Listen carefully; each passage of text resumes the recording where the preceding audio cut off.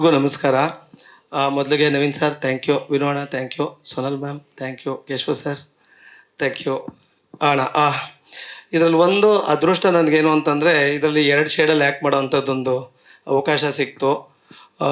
ಮತ್ತು ವಿನೋಣ thank you. ಎಂಥದೇ risk shot ಇದ್ದರೂ ನೀವು ಫಸ್ಟು ಸೇಫ್ಟಿ, ಅದೆಷ್ಟು ಲೇಟ್ ಆದರೂ ಹುಡುಗರಿಗೆ ಏಟ್ ಆಗಬಾರ್ದು ಅಂತ ಯಾವಾಗಲೂ ನೋಡ್ತಿದ್ರಿ.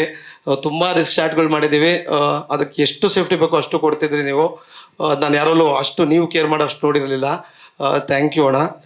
ಮತ್ತು ಇದರಲ್ಲಿ ಅದೇ ನಂದೊಂದು ಸ್ವಲ್ಪ ಪಾತ್ರ ಬೇರೆ ಥರ, ಮುಂಚೆ ಮಾಡ್ತಿದ್ದಕ್ಕಿಂತ ಒಂಚೂರು ಬೇರೆ ಥರದ್ದಿದೆ. ಹಾಗಾಗಿ ನಾನು ರಿಲೀಸಿಗೆ ಕಾಯ್ತಿದ್ದೀನಿ, ನೋಡೋಣ ಹೆಂಗೆ ಮಾಡಿದ್ದೀನಿ ಅಂತ. ಅದೊಂದು ಕುತೂಹಲ ಇದೆ. ಅಷ್ಟೇ ಅಣ್ಣ ಮಾತಿರೋದು. ಏನೋ ಚಿಕ್ಕ ಪುಟ್ಟ ಈಸಿ ಕ್ವಶನ್ಗಳು ಕೇಳಿ ಅಣ್ಣ. ಇಲ್ಲ ಅದು ಯಾಕೋ ಇಲ್ಲ, ಈ ನಡುವೆ ತುಂಬ ಮಾತಾಡ್ತಾ ಇದ್ದೀನಿ ಅನ್ಸ್ತು, ಚೂರು ಕಮ್ಮಿ ಮಾಡಿಬಿಡೋಣ ಅಂತ. ಇಲ್ಲ ಅದು ಈ ಗುಂಪಲ್ಲಿದ್ದಾಗ ಒಂಥರ ಧೈರ್ಯ, ಹಂಗೆ ಹೆಂಗೋ ಗುಡುಗಿಸ್ಬಿಡ್ತೀನಿ, ಒಬ್ಬನೇ ನಿಲ್ಸ್ಬಿಟ್ರ ಭಯ. ಜೊತೆಲಿ ಇವಾಗ ಯಾರು ಬೇಕು ನಿಮ್ಗೆ? ಇಲ್ಲ ಹಂಗಿಲ್ಲ. ಸರ್ ಅಣ್ಣ ಅದೇ ಅಣ್ಣ, ಈಗ ಅದ್ರ ವಿಚಾರಗಳು ಹೇಳಂಗಿಲ್ಲ ಅನ್ಸುತ್ತೆ. ಹಾಗಾಗಿ ಬಟ್ ಅದೇ ಒಂದು ಬೇರೆ ಥರದ್ದು ಒಂದು ಪಾತ್ರ ಅಣ್ಣ. ಒಂದು ಎಮೋಷ್ನಲ್ ಆಗಿ ಒಂದಷ್ಟು ಕೆಲ್ಸಗಳು ಮಾಡಿಸಿದ್ದಾರೆ, ಚೆನ್ನಾಗಾಗಿದೆ ಅಂತ ಟೀಮ್ ಎಲ್ಲ ಹೇಳಿದ್ದಾರೆ. ನಾನು ಶೂಟಿಂಗಲ್ಲಿದ್ದೆ, ಹಂಗಾಗಿ ನಾನು ನೋಡೋಕ್ಕಾಗಲಿಲ್ಲ ಸಿನಿಮಾ. ನಾನು ನೆನ್ನೆನೇ ಬಂದಿದ್ದು 1 ಅವರ್ದಿಂದ. ಇಲ್ಲ ವರ್ಕ್ ಆಗಿದೆ, ಚೆನ್ನಾಗಾಗಿದೆ ಈ ಸತಿ ಅಂತ ಹೇಳಿದ್ದಾರೆ ಅಣ್ಣ. ಹ್ಞೂ ಅಣ್ಣ, ಅದೇ ಅಣ್ಣ. ಯೂಶ್ವಲ್ ಆಗಿ ಎಲ್ಲ ಸಿನಿಮಾಗಳಲ್ಲೂ ನಾನು ಎಲ್ಲರಿಗೂ ಗೋಳಾಕೋತಿದ್ದೆ. ಈ ಸಿನಿಮಾಲ್ಲಿ ಎಲ್ಲರೂ ನನ್ನನ್ನು ಗೋಳಾಕೊಂಡಿದ್ದಾರೆ.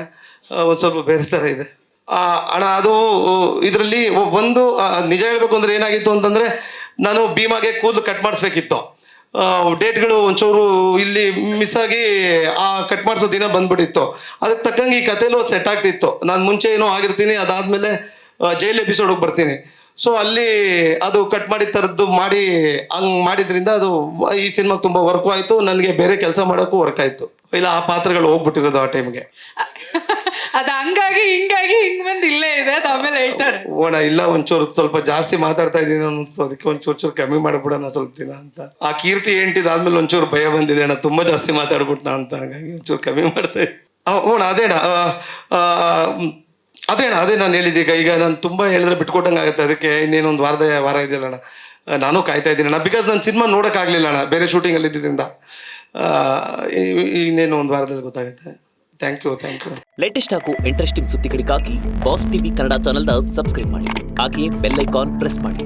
ಇದರ ಜೊತೆಗೆ ಫೇಸ್ಬುಕ್, ಇನ್ಸ್ಟಾಗ್ರಾಮ್, ಎಕ್ಸ್ನಲ್ಲೂ ಮಿಸ್ ಮಾಡದೆ ಫಾಲೋ ಮಾಡಿ.